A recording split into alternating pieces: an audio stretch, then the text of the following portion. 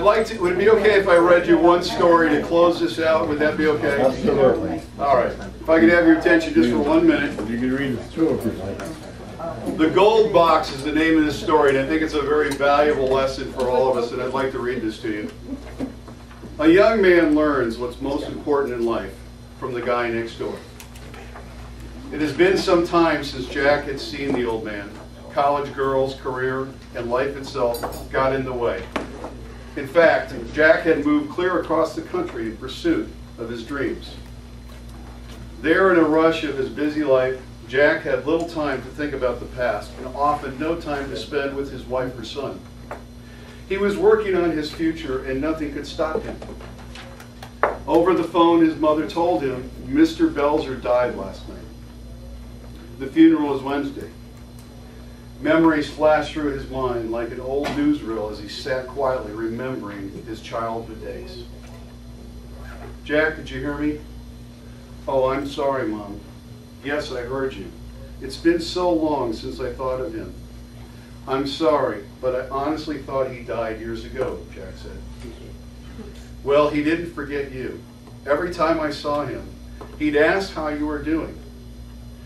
He'd remembrance about the many days you spent over on his side of the fence, as he put it.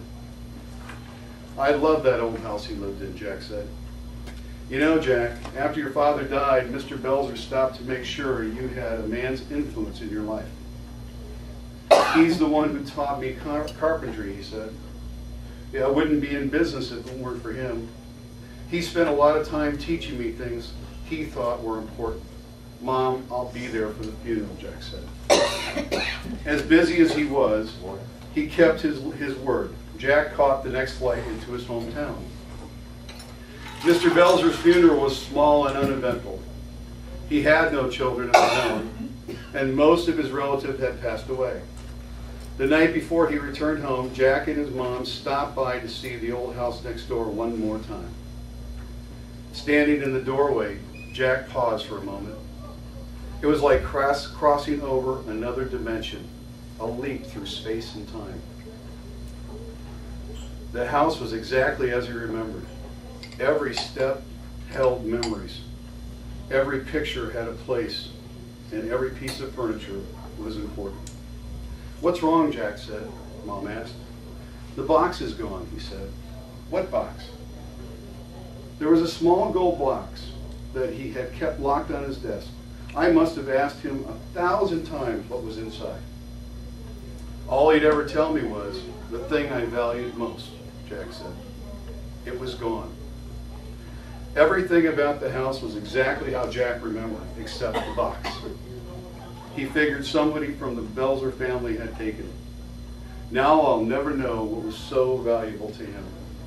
Jack said, I better get some sleep. I have an early flight in the morning. It's been 2 weeks since Mr. Belzer died. Returning home from work one day, Jack discovered a note in his mailbox. Signature required on a package. No one at home. Please stop by the main post office within the next 3 days, he noted. Early the next day, Jack retrieved the package. The small box was old, and it looked like it had been mailed 100 years ago. The handwriting was difficult to read, but the return address caught his attention. Mr. Harold Belzer, it read. Jack took the box out of his car and ripped open the package. Then inside was a gold box and an envelope. Jack's hand shook as he read the note inside.